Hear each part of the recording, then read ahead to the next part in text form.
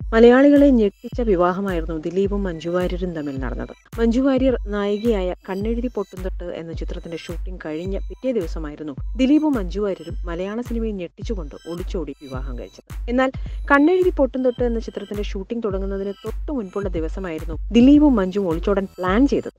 പക്ഷേ ഈ തീരുമാനത്തിൽ നിന്നും മഞ്ജുവിനെ പിന്തിരിപ്പിച്ചത് ദിലീപായിരുന്നു. മണിയമ്പിള്ള രാജു ആയിരുന്നു കണ്ണെഴുതി പൊട്ടുംതൊട്ട് നിർമ്മിച്ചത്. രാജുവേട്ടന്റെ ചിത്രമല്ലേ, ഒരിക്കലും അദ്ദേഹത്തെ ബുദ്ധിമുട്ടിക്കരുതെന്നും മഞ്ജു ഇല്ലെങ്കിൽ രാജുവേട്ടൻ ചിത്രം വേണ്ടെന്ന് വെക്കുമെന്നും അദ്ദേഹത്തിന് ഭീമമായ നഷ്ടം സംഭവിക്കുമെന്നും പറഞ്ഞായിരുന്നു ദിലീപ് കണ്ണെഴുതി പൊട്ടുംതൊട്ട് പൂർത്തിയാകുവോളം മഞ്ജുവിനോട് ക്ഷമിക്കാൻ പറഞ്ഞത്.